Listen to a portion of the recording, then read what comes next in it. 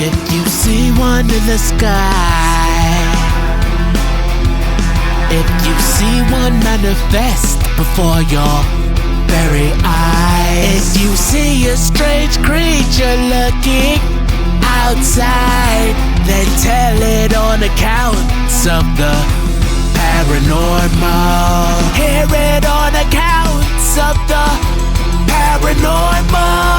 Welcome to accounts of the paranormal.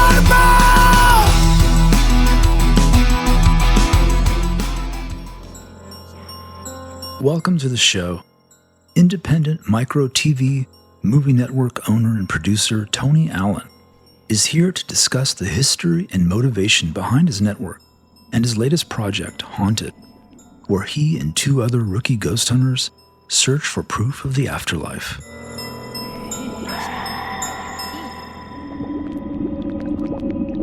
Tony, welcome to the show. Hi there, thanks for having me. Thank you for being here. I'm happy to have you here. You are the man from the indie micro TV / movie network at Cheap AF Videos, and you have a project you're working on with episodes that just came out. The first one was August 31st. The second, September 30th, Haunted. And I want to talk about that. I've watched both episodes, and I'm a fan. It's super cool. I love what you're doing. Tell me about that. But before you get into that, tell me how this started for you. What brought you to Haunted? Well, it's a pretty crazy story. It's kind of long. I'll try to see how short I can keep it. But thank you very much again for having me on here. Your platform is super cool. Love what you're doing. So very happy to be here. Thank you so much. You're absolutely welcome. I'm a musician. I've been working on that pretty much my whole life. I released my first album in 2018. And then in 2020, I was approached by an ex-coworker that I used to know who struck up a odd partnership with Puppet the Psycho Dwarf. I'm not sure if anyone or yourself is familiar with him. He was a dwarf that everyone knows. You know his face. You just don't know the name. He was in Jackass 3D. He was the original Half Pint Brawlers, if you remember the midget wrestling back in the days. He was in a bunch of stuff. He did the stunt work for the guy who played in the Leprechaun. He was one of the guys who fell down the well. He was in American Horror Story, a bunch of stuff. He did a whole bunch of TV shows and movies. And so he started this comedy show on a up-and-coming network. And I was asked to do the theme music for it. So this was in July of 2020. And so I loved what he was doing so much. Because he started doing stand-up comedy. And so he was bringing on a bunch of independent, no-name comedians and trying to help them, using his name to bring them up and to take them around and go on tours and try to do a comedy show. Everything was shut down. So it was called the Lockdown Living Room Comedy Show. And it was a whole thing where it was like an hour of comedy of a bunch of different comedians, and they would just do broadcasts from like their home in front of their cell phone. And I love the idea. I love stand-up comedy growing up. And so I was very excited to have the opportunity. I did the theme music, and then I loved what the guy was doing so much that I asked if I could audition to be on the show. And he allowed me to do my own comedy set audition. So I wrote a 10-minute set. I performed it. He loved it and had me on the show. And so for a few episodes, we were going strong, going great. And dwarves, as you know, this is just, they have a health condition, as everyone knows. I'm not going to say it's a disability by any means, but it is a health condition. And so they have health problems. And unfortunately, the man died of a heart attack before his 52nd birthday, shortly after I joined the show. And so everything was kind of up in the air. He was very supportive of me, so I could not let the show die. So I continued on the show. I did not like the owner of the network. I saw trouble coming, meaning that, and I also, at the same time, I understand that this guy's a celebrity and he dies. Who's going to care once the celebrity and the spokesperson and the face of the show dies? I totally understand that. So I saw the cancellation coming on top of we we were disagreeing on big things, and our personalities just didn't mesh. So I saw it all coming and said, let's take the show and make our own network. And that was in the fall, September of 2022. So we launched Cheap AF Videos in September of 2022 with the Lockdown Living Room Comedy Show that I kept going. And we've been doing it ever since. And then along the way, we have struck up partnerships with other independent creators who have brought us shows to our attention that we have liked, and we've, hey, cool project. Yeah, I'll host it. Let's do it. And so it's a place where independent creators can post their stuff with the hopes of getting paid. And that's kind of how Haunted happened. We're always looking for new content. We're always looking for new projects. And we just released, and we just learned over the weekend, an award-winning documentary in June called Clerk, The Story of Lewis Finley Day. And he is a local celebrity out of Alton, Illinois, which is right next to where we are. We are out of Wood River, and Alton is literally 5 minutes away. And if anyone knows, Alton is considered, if not the most, but one of the most haunted places in the entire world, let alone the country. It is super well known, super famous. And so we just kind of saw an opportunity there. We were doing very well with the local documentary about the local hero, because he really is a community hero that we did. And so I saw an opportunity and said, hey, why, paranormal is a huge, huge market. While I have been a researcher for 15 years, I research into the occult, so I already have all my answers. I believe in that stuff 100%. It's all there. I'm not looking for proof for myself, just like Susie and Zach, who is on the show, because I have shared all my research with them. And so we've all kind of had our eyes opened.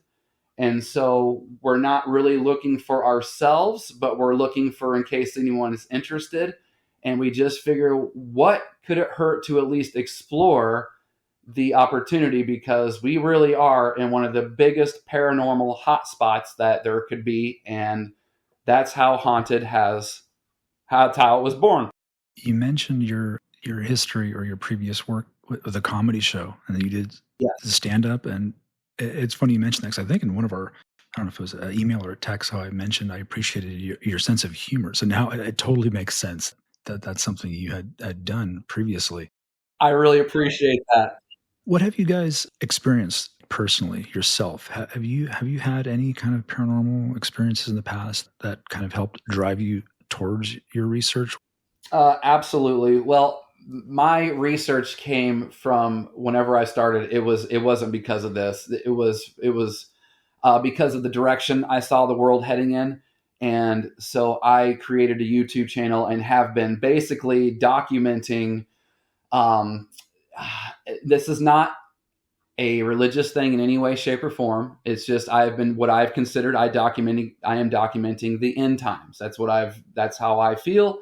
I made several prophecies. This is why I hope this isn't too weird, but I wrote songs and I made video after video after video screaming about 2020 and what I saw coming. And so all of this was different, why I've been researching the occult for the past 15 years. But before that, 25 years ago, I did do a paranormal investigation, and which wouldn't, again, I'm not telling anybody what to do or how to live their life, but I did it using a Ouija, or anybody who is particular about the pronunciation, Ouija board, which those things are they are real. They can bring in things that you don't want to bring in or don't want to have attached to you. And I did one of those in a friend's house in Carlinville, which is where the first episode of Haunted takes place. And I absolutely proved to myself 100%, and I think my friends that were there, that there absolutely is another side, because I made contact with supposedly a boy who died of polio that lived in that house. And in my friend's house. The reason why we were doing a paranormal investigation in my friend's house is because they had all sorts of experiences. They had two little girls. One was like 2 and one was like 6 or 7. And they, nothing scary, nothing threatening. We hear footsteps. We've heard kids giggling. I've talked to them. 2 younger girls, 2 sweet girls. I love those girls growing up. Nobody was making up anything. None of that stuff was fabricated. And there were enough stories between the adults in the house, the 2 friends of mine that were the full-grown adults, and the 2 young daughters that lived there, that after several stories of, being over there for a year, it's like, okay, let's take a look, because I've always had an interest. And so I went over there with an old Ouija board that my mom, this was 25 years ago, so she was in her late 40s, and she had that thing when she was a teenager. So we're talking about an OG original Ouija board. And I took that thing over there, and we took some pictures, and we absolutely did the Ouija board. My friend, it was me and a friend. It was the wife of my friend who lived there. And so, and I can tell you this right now, again, not to encourage anybody, but that's the best way to get those things to work, is you have a female and a male. You have the masculine and the feminine energy, because you put those 2 together and you're going to connect like you're supposed to. But within, 20 minutes, I had all the proof I needed. So I never really went back to, investigation or I wasn't scared. And I'm not trying to sound tough or anything. It didn't scare me. I found the answers. I grew up with that Ouija board in my house, and because it was my mom, so we used it a bunch of times. Never had any kind of experience like that. Lots of times, probably 10, 15 times. So I always was curious, and I always thought it worked. We could just never get it to work. And then took it to my friend's house, and bam, got all the proof I needed, and then just kind of left it there ever since. That is something that I've just always stayed away from. Never really had an interest in even touching one of those Ouija boards, just because of what you mentioned. It can, what it can possibly open up or bring in. I just have zero interest in that myself. Yeah. Crazy that you kind of grew up in a home where one was used so much, and didn't have any experiences or anything negative come from that. My dad was such a closed-minded skeptic that I really think his energy and perception was really able to just keep everything at bay. And so everything mainly just kind of happened to me.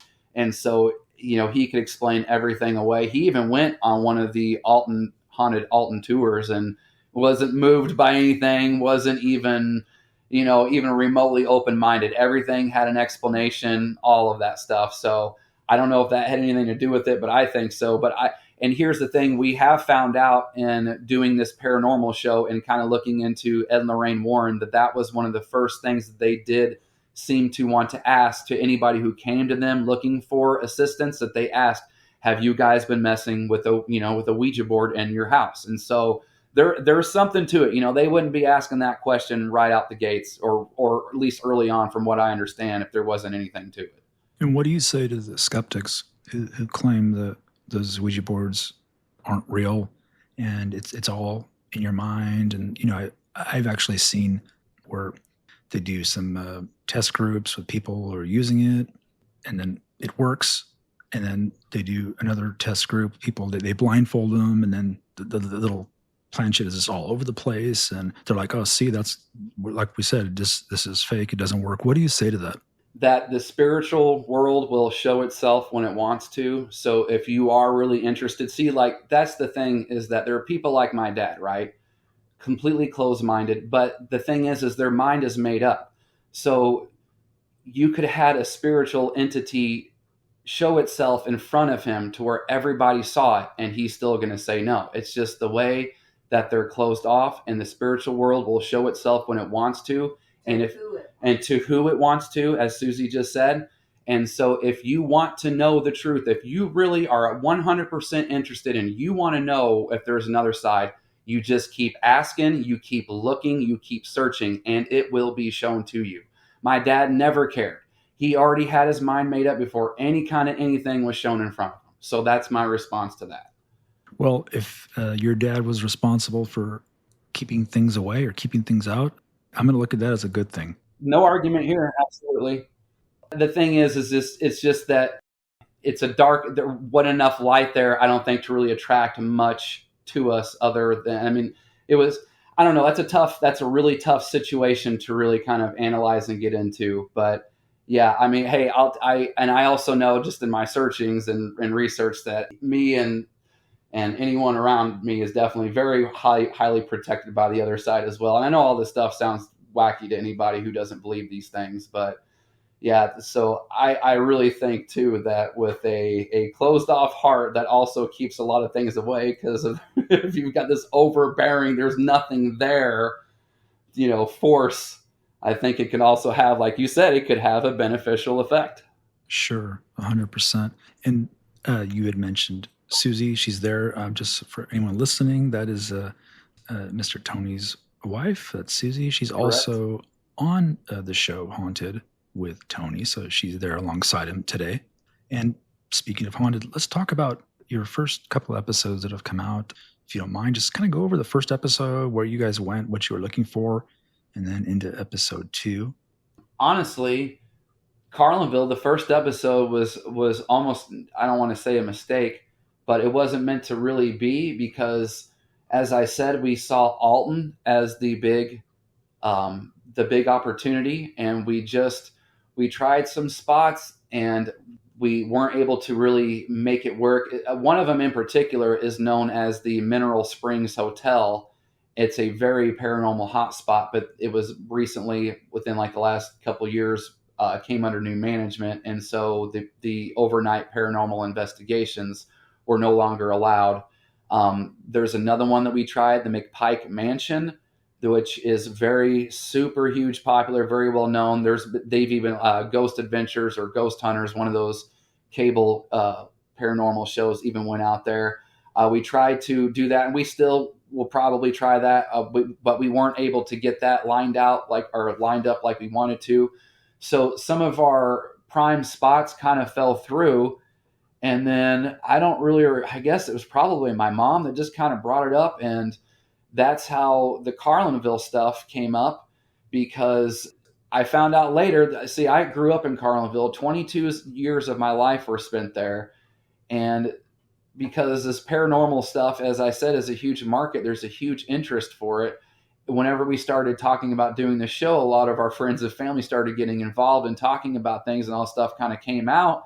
And all of a sudden, the next thing I know, my hometown of Carlinville seems to be a big hot spot as Alton. And we find this, my sister had this book that's called Haunted Carlinville that has all of this insane history that we found. So we got a copy of this book ourselves, and it just, all this stuff was so insane. It was like, why don't we just go there? And not only that, the Cannonball Jail that you have seen in the episode that we went through, it's all self-guided. Now, it'd be nice if we could have done an overnight, but we're finding that to be difficult, to find the overnight stuff to be allowed to do that. So also, I haven't done an investigation in 25 years. I told you the story that, I got my experience and my proof, and so I put it away. And so I hadn't messed with any of that stuff other than just researching. I'm not out looking, I'm not using any kind of EMF detectors. I'm not looking for any of that stuff that way. Susie's never done any of that stuff. Zach's never done any of that stuff. So we all like the proximity. We all see the opportunity. So we figure, well, why don't we'll go try Carlinville. We'll go test out our equipment. And then, my dad just died in our house, my mom's old house, she's moving now, but my mom's house where, we all lived. He died in the bathroom 13 months prior. So, and she was okay with us doing an investigation. So we figure, why not just go try and test out an equipment and an overnight investigation where we know we won't have any pushback from anybody. And the Cannonball Jail was freely accessible until about 5:00 in the afternoon. And so we figure, why not? And also, if you don't, so that's why I was saying about this stuff in Carlinville, this stuff that you see covered in that episode of our show, you are not going to find on the internet. if you do not know these people's names or the victims or the perpetrators, you are not going to find this stuff. This stuff is very well buried. You will not find videos on YouTube covering any of this stuff at all. So we saw an opportunity. I was completely fascinated and completely shocked to find out that I hadn't heard of half the stories that had taken place. And so we just were very excited. And then after that, that led to the Alton Cemetery, because that was also a publicly accessible place that didn't have any real restrictions other than you can't go past 5 o'clock at night. And so also Alton, again, hugely haunted, and that cemetery, all sorts of haunted stories surrounding that. And so that's where, after Carlinville, we went there, and now we may go back to Carlinville potentially. But that's where that all came from and how we ended up in Carlinville and then in Alton. Yeah, in episode 2, without giving too much away, Susie took some photos, correct? She was taking the photos, and she caught some pretty interesting stuff. Have you looked any further into that, or what are your thoughts about what you guys captured on those photos? Well, honestly, Zach is probably the one who's the most skeptical. He's not saying no, but he's also not like, I'm not sure if I really see what you guys see. As you do editing, and I am the one, just like you, I'm editing, filming the stuff and doing all that stuff as well. So I have spent a lot of time looking at those pictures in the editing process, and I absolutely think that there's something there. Maybe the one, if you remember, we won't, like you said, we won't give too much away, but the one next to the one with, at the mausoleum with the little anomaly on the actual mausoleum may just be the environment, and maybe the mists or that we saw may just be the environment. But the one that we say looks like an eyeball looking at you, that our friend with the photography expertise says, I'm not sure if I see the eyeball, but whatever that is, there is definitely some kind of anomaly there. And not normal. It's not normal. The friend with the expertise, decades of photography expertise, like, it's not refraction. It's not anything. It's not a camera malfunction, she's even said. So I absolutely think the more I look at that one, there's definitely something there. Yeah, it's definitely strange. That's for sure.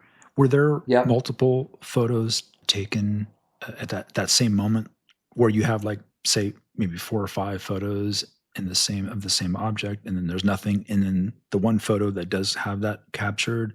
Is that what Susie does at that moment? Absolutely. Yep. She takes. We are out there for probably no more than 45 minutes. I think both times is probably pretty accurate, and even probably a shorter time in the cemetery. And we're talking, I think the final count on both of them was near 200 pictures. So she is out there snapping away multiple times all in a row. And that's what kind of made one, and I don't mind saying this, I don't feel like it's giving away too much because you still want to see it. That's why I do think the one with the mist or the smoke is kind of interesting, because you've got those pictures right next, like several, and I put 2 of them right next to each other, and it's still there. It's still in the exact same spot. And so that makes it a little bit more interesting to me. But you betcha, she has taken multiple pictures at the same time, and it's not showing up, but just in the handful that you see. Yeah, I agree with the one with the mist. That is really interesting. I love how you represented that to kind of back up, your claim and what you found. Thank you. And that's the thing, is that, we believe ourselves, and I just want to add too that none of that was visible to the naked eye. So it's not like I was like, oh, look at this, I'm going to catch a picture of this. I didn't see any of that until we reviewed all of the pictures at the end. So there was nothing that I specifically said I want to take a picture of. It just caught. Yeah, 100%. I understand that. Yep. And we're not reaching, like I said, I'm not looking to convince anybody or even myself. And so there's a lot of stuff out there that it's like, we just, that's what the funny thing is. And I think that the 2 episodes really complement themselves really well, because you're talking about, you go to Carlinville and you take around the same amount of pictures, 200. And I mean, that's what kind of blew our mind, is that we went through 200 pictures and there wasn't even one questionable thing there, So we go to Alton and you take these and we find what we find. And I'm looking to be as level-headed as it can be. And so I just think it's real interesting that out of really 400 pictures, probably in 2 locations, we got what we got. And I just think that kind of lends a little bit more to it. It totally does. Absolutely. And then again, they're very interesting. And I think when people go and watch the episode, they're going to definitely find it interesting as well. What can we look forward to? So like episode 3 and beyond, is there anywhere particular you guys have booked or planning on going or want to go to investigate? Sure. And by the way, I just thank you. We all appreciate, all 3 of us, just thank you very much for watching and your feedback. And we really appreciate, just thanks for this opportunity and just thanks for the time for this and for watching the episodes. You're very welcome. Thank you. No, I appreciate you being here. Happy to be here. Honestly, I've really been at this for about 5 years with real no break in between. But really since March, we've released an episode because we're still doing the lockdown shows. So we released an episode of Lockdown. We started doing that documentary in March. We've put together these 2 episodes. So we've been doing a lot the last 7 months. So I think we're going to kind of take a break and maybe not do an episode for a little while. We're not really sure because it's been difficult with the schedules, getting the schedules to work, and because people really do want to see the overnight stuff. And we get that. And that's a tough thing, A, to find places to do that, and B, to make it work. So we're probably going to take a little break between now and the next episode. But yes, to answer your question, what's really funny is that our intention is go back to the Loomis house, which was in the first episode of Haunted, the Carlinville episode. And why that's funny is that they used to give tours in Carlinville. They used to have a haunted tour. And I guess after COVID, I think COVID knocked it out. And so there hasn't been any tours as far as my mom still lives there. My mom's lived there her whole life. And, she's got her finger on the pulse of that town. And as far as she knows and anybody else knows, there haven't been any tours in that place in 5 years. Well, we filmed that episode. I'm standing in front of that Loomis house. And wouldn't you know it, right after we released that episode, we find out that they are now, that Loomis house has been bought by new people under new management. And now they have opened it up. So I am very interested in going there and seeing if we can't line up some kind of paranormal investigation, because once again, that is something, there has been nobody that's done that. There hasn't been anything that's been done there in years and years at the very least. Because, as far as I know, they were just tours. They were not investigations. So no one has investigated that Loomis house in years and years and years. So I am pretty excited to hopefully try to line that up. And then the next thing would probably be the McPike Mansion, again, to try to go ahead and set that up, because Susie and I did that a few years ago, and it really is a pretty interesting experience. So Zach wants to experience it as well, and that will probably be the next one, because that one you can book an overnight thing and do.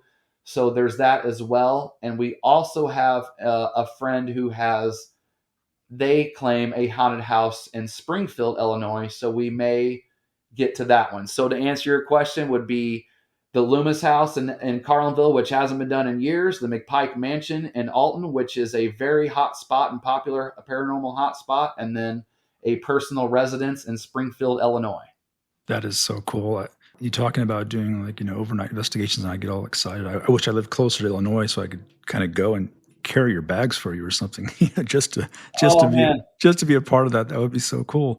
We would love the help, because we could use every hand that we can get. Because it's just the 3 of us and it's tough. So we would love any help we could get. Oh, I totally get it. And I totally understand the busy thing. I'm like you, I'm a one-man show here. I do this whole podcast, the booking, the guests, and the editing, the post. My wife, and I got 3 boys. Oh my! We have a 2-year-old and we have a 7-month-old. I have a full-time job. I have a commute every day. I totally get busy. So I understand if it takes a while for you guys to get to your next episode. But in the meantime, I will be waiting anxiously for that, and I look forward to it. If there's anything else you want to mention or talk about, if you want to tell people where they can find you, your show, and what you're doing. cheapafvideos.com. Just come find us there. And if anyone has any ideas, just let us know. And we love to, we have an open mind. Yeah. I mean, we're open to working with anybody who's got a good creative drive. And hey, and thank you. Like that, good for you too, Gino. Like that's awesome that, you've got that busy, crazy life, because I can't imagine how you juggle with all the kids and stuff. But hey, good for you, man, for doing this and making the time to be creative, because this is really cool. So that's awesome. Yeah, thanks again. I appreciate you coming on and talking about the show. And, in the future, when you guys do get some the next episode down or something, if you want to, come talk about what you found, or if you're a few episodes in, you want to come on back on the show and talk about it, you know how to reach me. Yeah, absolutely. We'd love to. And can I make one last little note real fast that I did not, I didn't mention on the first Carlinville episode. I never really found or felt like I found the right spot for it. Of course. This is so, like I told you, I didn't know half this, like these stories in Carlinville and all this crazy stuff that happened. So a lot of the details I didn't know anything about them. And I'm a huge horror nerd. I don't know if you are, but I'm sure you, as well as everybody, is familiar with the Halloween movie franchise, right? Oh, 100%. Okay. So this is a really fun detail that I learned in learning all these hauntings and ghost stories in Carlinville. So Carlinville, in Illinois, like the movie Halloween in Illinois, Haddonfield, same small town, Illinois. And then in the movie, of course, you have Michael Myers, the bad guy, who is being chased by Loomis, Dr. Loomis, his therapist. And if you read into these details, I find it to be extremely funny that this Loomis house was built by this guy named Thaddeus Loomis, who was this big fancy judge that had all this money that ordered this courthouse to be built, and then this hotel that's haunted. But we're in Illinois. It's ordered to be built by a guy named Loomis, and the dude who actually built it and put it together was named E.E. Myers. So you have Myers building this stuff, ordered by this Loomis guy, all in this small town of Illinois. That's just a very fun, interesting little trivia thing I did not realize, and I even said it in the episode, but for whatever reason, I just felt like, I don't know why either. I was like, I just don't know if it fits, but every time I think about that, I just think that's amazing. We got Myers and Loomis in a small town, Illinois. That is crazy. And you started talking about Halloween and where it was, Illinois. And I'm like, in my mind, I'm like, no, it was filmed here in Pasadena, real close to me. That's where it takes place. It's funny when they do that stuff, because then they show, like, I think it was A Nightmare on Elm Street. It's supposed to be in Indiana, I think Springwood, Indiana, or it's somewhere in the Midwest. I'm pretty sure it's Indiana. And then, what is it? Heather Langenkamp and Johnny Depp are walking on some bridge, and there's a big bunch of palm trees right behind them. Yeah, I think even in Halloween, you can, if you look, the background of some of the shots, you're going to see the palm trees as well. It's pretty funny. Yeah, it's totally awesome. Pasadena. I think in one of the documentaries they talked about how they shipped in some like leaves from Illinois or something and scattered them on the grass or of the homes just to make it look like it was from there. I think you're right. I think I've heard that. Yep. Yeah, because those leaves are not. I think they're foreign to Southern California. So right. They literally just kind of spread them out. It's pretty funny. But yeah, no, a total classic. I love those movies. This has been great, Gino. Thanks a lot for having us. Oh, I appreciate that, Tony. Thank you so much. And again, thank you, Susie, as well, you guys, for being here today and talking about your show, and keep in touch. Absolutely. Thank you again for having us on here. Thank you very much. It has been a lot of fun, and we had a great time. And I would like to mention the band Con Cannon. They are an amazing local band out of Moberly, Missouri. It's a trio of teenagers, 15, 16, and 19, and they play awesome original hard rock. I mean, they are some of the most talented young musicians you'll come across.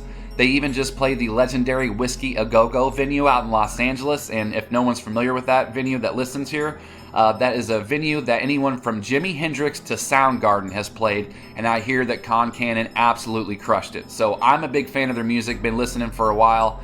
I looked them up on social media, and I reached out to see if they would be cool with us featuring their music on the show. They were happy to accommodate, so we are very appreciative for them to lend us their music, and you can catch them on the first 2 episodes of Haunted, and you can catch their new album streaming anywhere you stream music. It's called Asthenia, and look them up on social media. They're everywhere. Con Cannon. Thank you for listening. I appreciate you being here. You can catch this show wherever you listen to podcasts, as well as our website, accountsoftheparanormal.com, where you can access full episodes, as well as links to all our socials and our YouTube channel, where you can listen and watch along with visual images. And if you're a fan of what you heard here, please like, share, follow, subscribe. I appreciate the support. And if you have an account to share and you'd like to be on the show, email me at show@accountsoftheparanormal.com and tell me what you saw. I'll see you next time.